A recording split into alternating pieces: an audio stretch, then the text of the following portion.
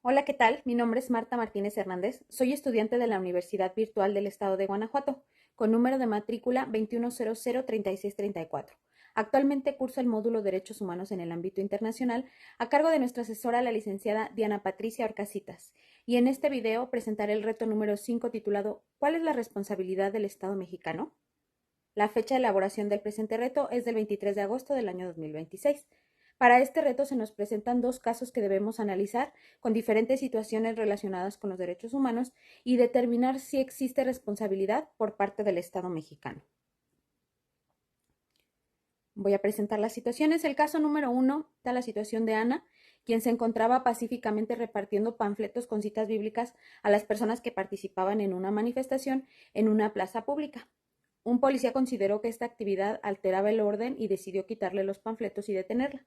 Ana permaneció incomunicada dentro de una patrulla durante 3 horas y posteriormente fue trasladada a Barandilla, donde recibió burlas y calificativos peyorativos por parte del personal de seguridad pública. Después de permanecer detenida durante un día, fue puesta en libertad. Ana posteriormente presentó una denuncia ante la Fiscalía General del Estado y ante la Comisión Estatal de Derechos Humanos, pero ninguna de las instituciones inició un procedimiento. Después acudió a la Justicia Federal y finalmente llevó su caso ante la Corte Interamericana de Derechos Humanos. La pregunta que debemos responder es si existe responsabilidad por parte del Estado mexicano. El caso número 2. El segundo caso se desarrolla durante la pandemia de COVID-19. Un gobernador estableció mediante decreto un confinamiento obligatorio en el domicilio particular de los habitantes durante un horario determinado. También estableció una multa de 1,500 pesos y para las personas que no pudieran pagarla, un arresto de 36 horas. Andrés, un hombre de 34 años en situación de calle, fue detenido por un militar mientras caminaba por la avenida principal a las 20 horas. Andrés explicó que no tenía casa, familia ni dinero para pagar la multa, pero a pesar de ello fue privado de la libertad durante 36 horas. Además, su fotografía fue publicada en redes sociales acompañada de un mensaje que lo calificaba como un sinvergüenza capaz de negar a su familia con tal de no pagar la multa. En este caso también debemos determinar si existe responsabilidad del Estado mexicano. Bueno, vamos con el desarrollo de las respuestas. Respecto al caso 1, Ana, considero que sí existe responsabilidad de parte del Estado mexicano. Para llegar a esta conclusión, bueno, primero debemos considerar que el artículo 1.1 de la Convención Americana sobre Derechos Humanos establece la obligación de los estados de respetar y garantizar los derechos reconocidos en la Convención. En el caso de Ana, uno de los principales derechos afectados es la libertad de expresión, reconocida en el artículo 13 de la Convención Americana. Ana se encontraba en un espacio público repartiendo pacíficamente panfletos con contenido religioso. El hecho de expresar y difundir ideas o creencias como pues forma parte de la libertad de expresión. Por lo tanto, la autoridad no podía simplemente quitarle los panfletos y detenerla, argumentando que ese contenido alteraba el orden, sin demostrar una causa legal y una justificación suficiente para limitar ese derecho. Además, considero que se vulneró su libertad personal protegida por el artículo 7 de la Convención Americana. Ana fue detenida y permaneció incomunicada durante 3 horas dentro de una patrulla y después permaneció detenida durante un día, por lo que de acuerdo con la situación planteada no se señala que hubiera cometido algún delito o que existiera una causa suficiente que justificara su detención. Por ello, la privación de su libertad puede considerarse arbitraria, ya que una autoridad no puede utilizar su poder para detener a una persona simplemente porque desaprueba el contenido de las ideas que está expresando. Bueno, también debemos considerar el derecho a la integridad personal. Este está establecido en el artículo 5 de la Convención, ya que Ana recibió burlas y calificativos peyorativos mientras se encontraba bajo custodia de las autoridades. Las personas detenidas se encuentran bajo responsabilidad del Estado y deben recibir un trato digno y respetuoso.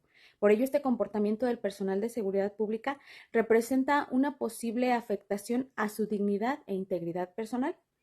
Pero la responsabilidad del Estado no termina con la actuación del policía. Después de ser liberada, Ana acudió ante las instituciones correspondientes para denunciar lo sucedido. Sin embargo, la Fiscalía General del Estado y la Comisión Estatal de Derechos Humanos no iniciaron ningún procedimiento. Esto toma relevancia porque el Estado también tiene la obligación de proporcionar mecanismos efectivos para investigar las posibles violaciones de derechos humanos. En este sentido, los artículos 8 y 25 de la Convención Americana reconocen garantías judiciales y el derecho a contar con una protección judicial efectiva.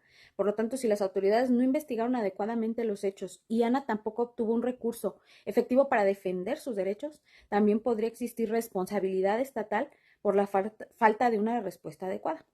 En conclusión, el caso de Ana, considero que el Estado mexicano sí tiene responsabilidad porque existe una posible violación de su libertad de expresión, libertad personal e integridad personal, además de una falta de investigación y protección efectiva por parte de las autoridades. En el caso número 2, que es el de Andrés, en el segundo caso considero que sí existe responsabilidad por parte del Estado mexicano. Es importante señalar que durante una emergencia sanitaria el Estado sí puede adoptar medidas para proteger la salud de la población. Sin embargo, esas medidas no pueden aplicarse de manera arbitraria. Deben siempre respetarse los derechos humanos y cumplir con principios como la legalidad, necesidad y proporcionalidad. En este caso, el primer problema se encuentra relacionado con la libertad personal, protegida igual por el artículo 7 de la Convención Americana, ya que Andrés fue privado de su libertad durante 36 horas, debido a que no pudo pagar la multa establecida en el decreto. Además, se encontraba en situación de calle. Esto significa que la obligación de permanecer en un domicilio particular era una medida que en su situación concreta pues no se podía cumplir materialmente. Por eso las autoridades debieron en inicio considerar sus circunstancias antes de aplicar una sanción que terminó privándolo de su libertad. También debemos analizar el principio de igualdad y no discriminación, ya que también la Convención Americana establece en su artículo 1.1 la obligación de respetar los derechos sin discriminación, mientras que el artículo 24 reconoce la igualdad ante la ley. En el caso de Andrés, la autoridad aplicó una medida general sin considerar que él se encontraba en una condición especial de vulnerabilidad y no tenía un domicilio al cual pudiera regresar. Por esta razón considero que la aplicación de la medida pudo generar un efecto desproporcionado y discriminatorio en su contra. Otro aspecto importante a considerar es la publicación de su fotografía en redes sociales, ya que Andrés no solamente fue detenido, sino que además fue exhibido públicamente mediante una fotografía acompañada de un calificativo ofensivo. Esto puede relacionarse con el derecho a la honra y a la dignidad protegido por el artículo 11 de la Convención Americana. Las autoridades tienen la obligación de tratar a las personas con respeto, incluso cuando hayan cometido una infracción.